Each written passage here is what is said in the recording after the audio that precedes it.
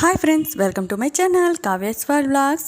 అమ్మ చెప్పిన చిట్కా పార్ట్ 2 అండి. ఇందులో అయితే నేను ఎంతో టేస్టీగా ఉండే, ఎంతో హెల్తీగా ఉండే బీట్రూట్ కొబ్బరి కర్రీని రెడీ చేశాను. ఇది చాలా చాలా టేస్టీగా ఉంటుంది. చిన్నపిల్లలైనా పెద్దవాళ్ళైనా ఈజీగా తినేయచ్చు, ఇంకా హెల్తీ కూడా కదా.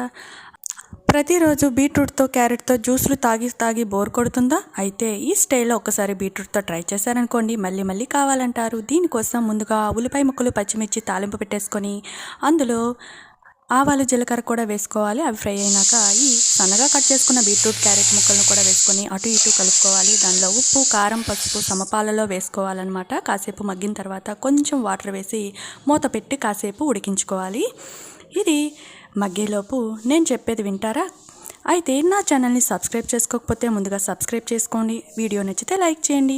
ముందుగా మనం కొబ్బరి తురుముని తయారు చేసి పెట్టుకోవాలన్నమాట. దాన్ని ఈ కర్రీ కొంచెం ఫ్రై అయినాక వేసుకోవాలి.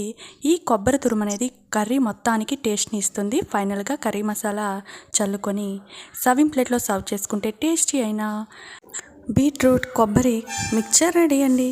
Thanks for watching. బాయ్.